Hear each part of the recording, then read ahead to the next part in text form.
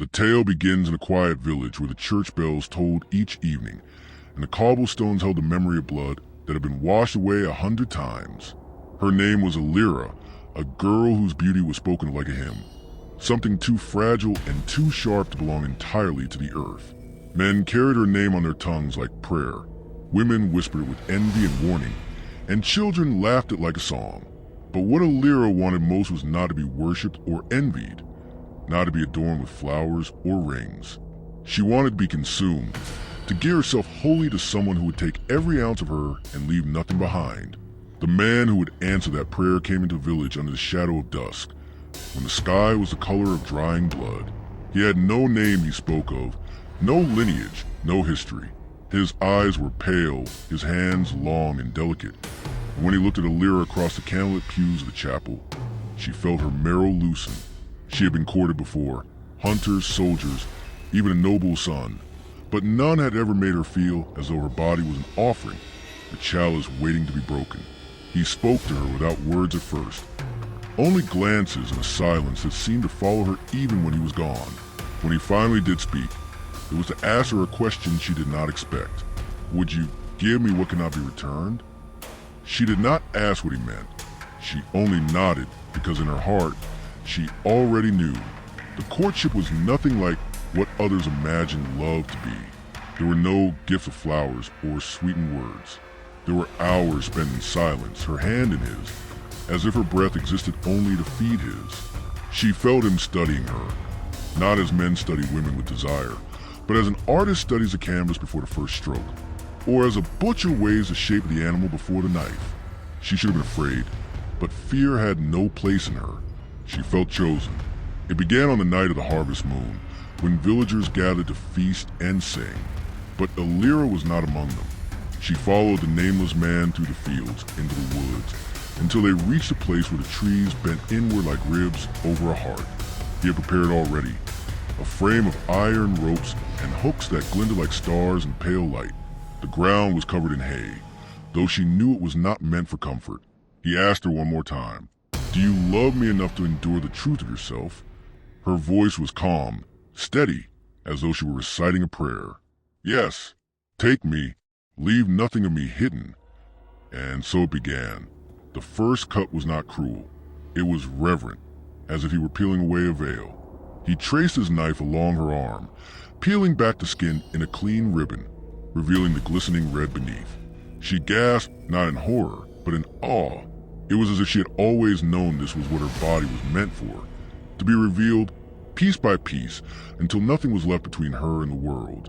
She whispered his name, though she did not know it, calling him beloved with every tremor of her lips.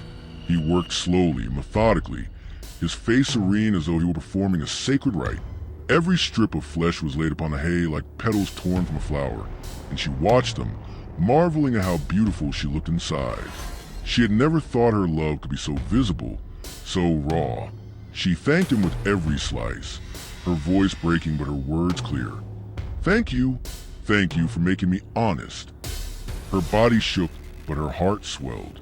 When the pain became unbearable, she clung to him, pressing her face against the fabric of his chest, staining him with blood. "You are the only one who has ever truly touched me," she whispered, her breath rattling. "The only one who has seen me." He continued, stripping her shoulders, her legs, her stomach, until she was glistening and trembling in the cold night air. The world seemed to pulse with her heartbeat. She felt no shame, no regret, only a terrible, consuming gratitude. The villagers found them at dawn, drawn by the silence of the woods, by the strange absence of birdsong. They found her hanging in the frame, a figure of red and sinew, her skin folded neatly around her like the petals of a withered rose.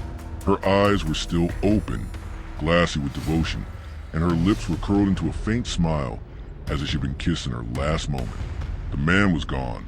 No footprints, no trace, only the work of his hands left behind. The villagers whispered that he was no man at all, but something summoned by her own desire, a spirit of hunger that fed on devotion. But those who dared to look closely swore. They could see words carved into the flesh of her chest, just beneath her collarbone, not written by the knife in cruelty, but carefully, lovingly. They flayed me in the name of love, and I thanked him for it. From that day forward, no one in the village spoke her name aloud. Yet lovers who walked into the woods sometimes swore they could feel eyes watching, and some said they heard a voice, soft and trembling, whispering from the dark, "Take me, leave nothing hidden. Love me as he loved me." The village buried her without ceremony. There were no bells, no prayers, no hymns to the girl who had given herself to something they could not name. The priest refused to speak over her grave, muttering that what she had done was a blasphemy, a covenant with something beyond God. So they placed her body, what remained of it, into the ground hastily, as if afraid it might rise again and accuse them of cowardice. But even though the dirt covered her, she was not gone. The villagers began to dream of her. The young men who once courted her with flowers now woke sweating in the night, swearing they'd seen her standing at the edge of their beds, red and glistening, whispering, "You never loved me enough." The women dreamed of their own skin peeling away in ribbons, and when they awoke, they touched themselves frantically, relieved that their flesh still held. A sickness began to spread, not of the body, but of the heart. Lovers stopped holding hands in public. Weddings were postponed. Even the sound of laughter between a man and woman was met with suspicion. Love itself had become something dangerous, something that could strip you bare if you let it. Parents warned their children never to walk in the woods, never look too long at the harvest moon, and above all, never to speak of Elira. But the woods remembered. One evening, a boy, barely growing to manhood, followed the path where Elira had once walked. He had been haunted by her face in dreams, her eyes filled with feverish devotion. His chest ached with a longing he did not understand, a hunger to be chosen the way she had been. He thought he heard her voice as the trees thickened around him. It was soft, ragged, and unbearably tender. "Do you love me enough to endure the truth of yourself?" The boy fell to his knees, weeping, and whispered, "Yes, yes, take me." The next morning, the villagers found him at the edge of the fields, lying in the grass. His skin had been removed in clean strips, but his face was frozen in ecstasy, lips parted as though he had died in the midst of a kiss. Around his body lay his own flesh, folded like offerings, each piece arranged with reverence. Whispers spread that Elira had returned, not as flesh and blood, but as something hungrier, something that could never be buried. The elders said it was her beloved who had come back to claim more souls. Others swore it was Elira herself who did the work, her love too fierce to be contained by the earth. It did not stop with the boy. In the weeks that followed, others disappeared into the woods. A young bride on the eve of her wedding, a widow who whispered her dead husband's name in prayer, a man who confessed he had never loved anyone at all but wanted to know what it felt like. All of them were found the same way, skinned, displayed, and smiling as if they had finally been seen. The villagers grew desperate. They burned the woods at its edges. But the fire would not catch. They set holy icons at the tree line, but each morning they were found turned upside down or stained with blood. The priest himself was discovered one dawn, nailed to the chapel door, his robes cut away, his skin folded like parchment beneath his feet. Across his chest, carved into the muscle itself, were the same words Elira had once borne. "They flayed me in the name of love, and I thanked him for it." By then, it was no longer clear whether it was a nameless man who walked the woods or whether Elira herself had become something more, something eternal. All anyone knew was that love itself had been corrupted, twisted into a sacrament of blood. Couples who once held each other close now slept apart, fearful that devotion would draw the thing nearer. Yet in secret, some still went willingly into the trees, searching for her, desperate to be chosen, to be seen as she had been.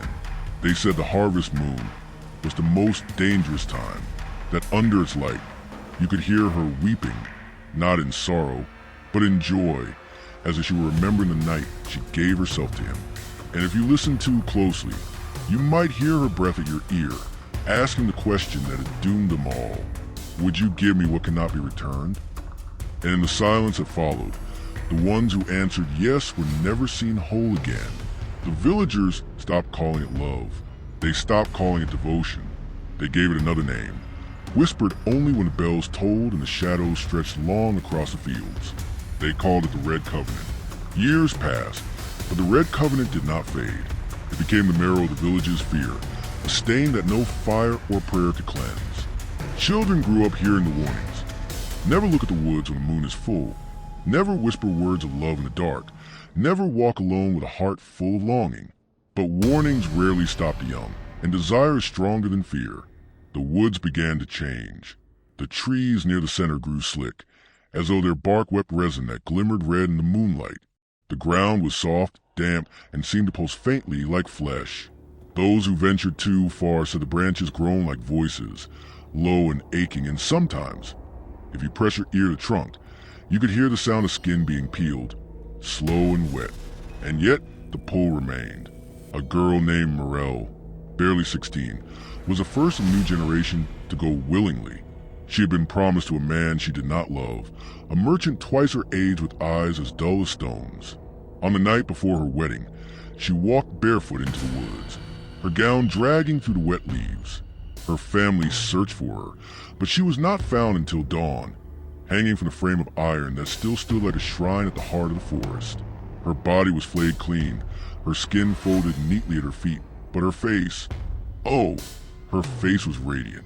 Her lips curved into a blissful smile, and her eyes, though glazed in death, seemed to gleam with something alive. On the inside of her ribcage, carved with surgical precision, were words the villagers had come to dread. I gave myself to love. I thanked him for it. The parents wailed. The priest, a new one sent from afar, tried to call it the work of Satan. But some of the younger ones, the ones who had grown up in the shadow of Elira's legend, saw something else in Morel's face. Not terror, not agony, but fulfillment, and this was more dangerous than fear. One by one, others followed.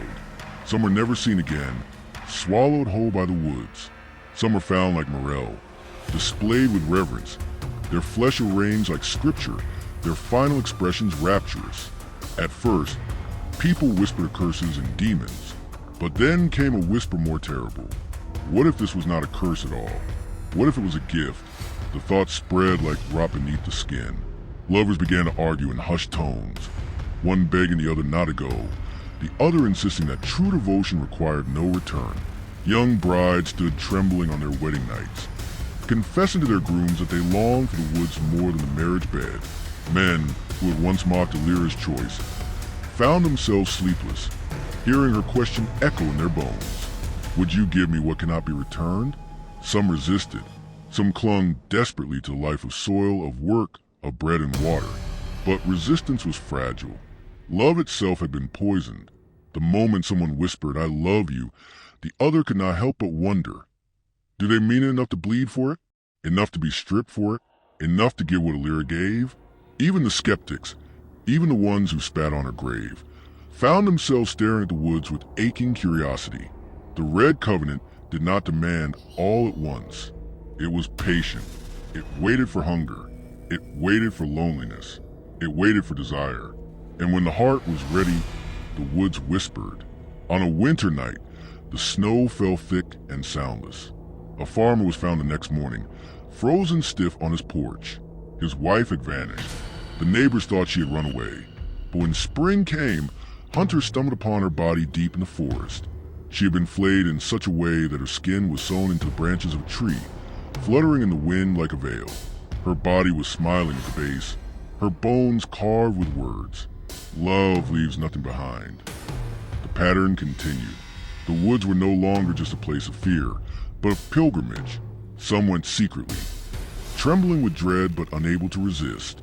Others went in pairs, holding hands, vowing to prove their devotion together. Some came back. Most did not. Those who returned were different, silent, hollow-eyed, their skin marred with strange shallow cuts that healed into letters no one could read. They never spoke of what they saw, but sometimes, at night, they would smile in their sleep. The village began to crumble. Families dwindled. Marriages ended before they began. The bells tolled less often. The chapel emptied.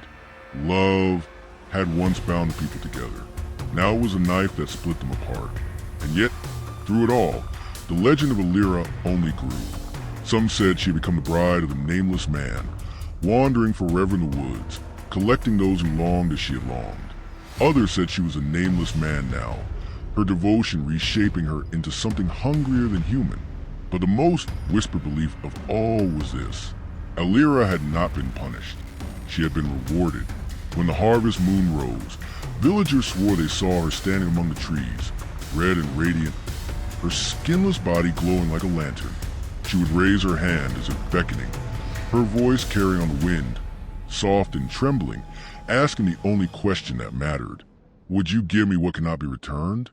And though the villagers wept, though they tried to close their ears, there were always some whose hearts answered yes, and the woods always took them. It began quietly, like a sickness too small to notice at first. A traveling merchant passed through the village one autumn, selling spices and cloth. He stayed only one night, but in that single night he heard the whispers, the tale of the girl who had been flayed in love's name, and the question that lingered in the woods. The villagers warned him not to linger after sundown, but warnings often only sharpened curiosity. He left at dawn, but he carried something with him, not in his cart, not in his bags, but in his heart. He began to tell the story in other towns. At first, he told as a cautionary tale about foolish devotion and the dangers of desire. But people leaned in closer when he reached the part about Elira's smile, the words carved into her chest, the bliss that radiated from her even in death. What began as horror slipped into fascination. Soon, he was not warning people at all. He was spreading the legend like scripture, and the legend traveled faster than he ever could. In one town, a woman was found in her chamber with her own skin peeled from her arms, folded neatly on the table beside her. In another, a man wandered into the forest at night and was discovered days later, kneeling before a tree with strips of his flesh nailed into bark like an offering. Neither of these places had ever known Elira, but they had heard her question in dreams, her voice soft and trembling, as though it had followed the merchant's words on the wind. Would you give me what cannot be returned? Priests denounced it as heresy. They declared the work of a demon, a plague born of whispers. But the sermons only fed the hunger. Those who sat in the pews felt their hearts tightening, their breath catching. What if the priests were wrong? What if love was not meant to be gentle, but consuming? What if Elira had discovered a truth deeper than scripture? The red covenant spread like wildfire. In coastal towns, sailors returned from the sea with strips of skin missing, smiling with glazed eyes, claiming they had heard her voice in waves. In mountain villages, lovers disappeared in pairs, leaving only their folded skins in snow. Entire families vanished, leaving behind houses where the walls were covered in strange carvings, as though someone had written with knives instead of ink. The woods of Elira's village grew restless. Travelers reported that the trees seemed taller, hungrier, their branches bending toward the road as if listening for footsteps. Birds avoided the place, and even wolves would not cross its edge. But still, people came, pilgrims who had heard the story from hundreds of miles away. They came barefoot, bearing gifts of blood, of flesh, of hearts carved from animals. Some were never seen again. Others returned hollow-eyed, whispering prayers not to God but to the nameless man, or to Elira. It was no longer clear. The elders of the village watched with despair. What had begun as their curse had become the world's infection. One whispered that the woods were not a place at all, but a doorway, and the more people who believed, the wider the doorway opened. Then came the night of the red eclipse. The moon darkened, then burned crimson, and across towns and cities alike, people screamed as though the sky itself were skin being stripped. Those who had resisted for years could resist no longer. They tore at themselves with knives, with shards of glass, even with their own nails, leaving offerings of flesh on doorsteps, in fields, in the streets. Some claimed they saw her, Elira herself, walking among them, her body radiant and raw, her smile tender, whispering her eternal vow of thanks. Others swore it was a nameless man, guiding them with his pale eyes and gentle hands. By dawn, thousands were dead, thousands more were missing, and carved into the walls of homes, temples, barns, and marketplaces were the same words that had once been written in Elira's flesh. They flayed me in the name of love, and I thanked him for it. From that night on, no place was safe. Love itself had become a contagion. A kiss might carry the hunger. A vow might open the door. A whispered "I love you" might be enough to summon the question, the one that could not be silenced. Would you give me what cannot be returned? Some say the world began to fracture after that. That kingdoms fell, not to war or famine, but to the Red Covenant. That lovers betrayed each other not with lies, but with devotion too deep for the body to hold. That Elira's name was no longer spoken as a warning or a curse, but as a promise, a prayer. And in the silence of the woods, whether in her village or in trees that now seemed to grow in every land, her voice could always be heard, patient, eternal, waiting for an answer. The world was no longer asking if love could save you. It was asking how much of yourself you were willing to lose to it. The world did not end with fire, nor with famine, nor with war. It ended with love. Love made raw, love made red. The Red Covenant spread across continents the way disease once had. Traders carried it, priests condemned it, and only made it more alluring. Soldiers returned from battle with their flesh carved in vows, spreading it through whispers in barracks, through fevered words in taverns. There was no border, no wall, no law that could contain it. It changed how people spoke. To say, "I love you," was no longer tender. It was dangerous. Some wore the phrase like a dagger, wielding it against those too weak to resist its call. A husband whispering it to his wife's wrist, watching her walk out into the night, barefoot, to the woods. A mother whispering it to her child meant risking the child being found the next morning with her own skin folded neatly beneath her crib. Words of affection became rarer than gold, but silence did not save them, because the covenant no longer waited for invitations.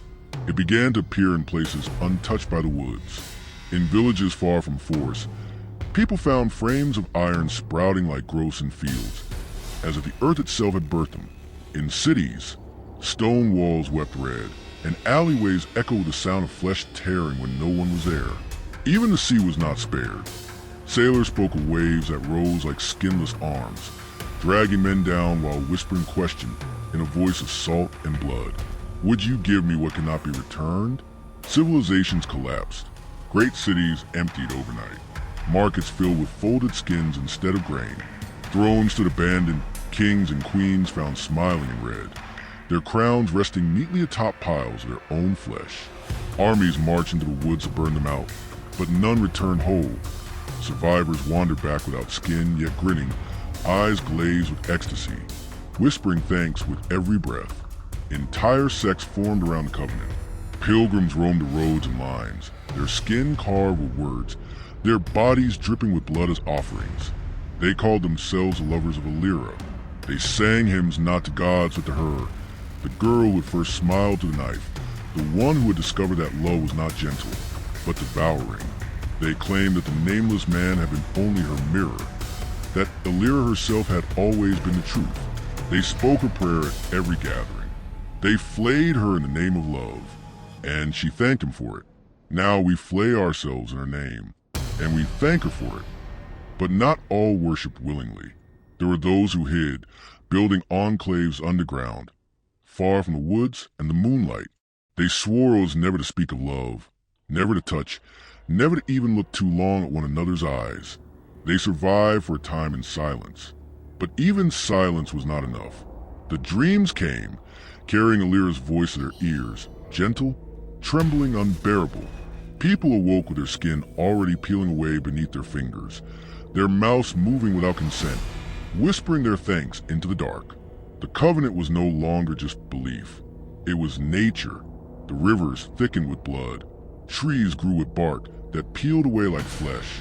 Animals were born skinless, mewling with wide, ecstatic grins.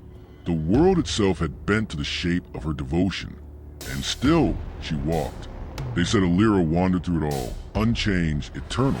Some saw her in forests, radiant and raw, her body a living lantern.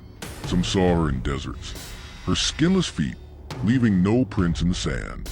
Some swore she walked across the ocean, her bones gleaming in the moonlight, her hair trailing like ribbons of muscle. Wherever she went, the covenant followed, blooming like rot, but her voice was always the same. Patient, gentle, waiting. Would you give me what cannot be returned? In the end, there was no one left to resist.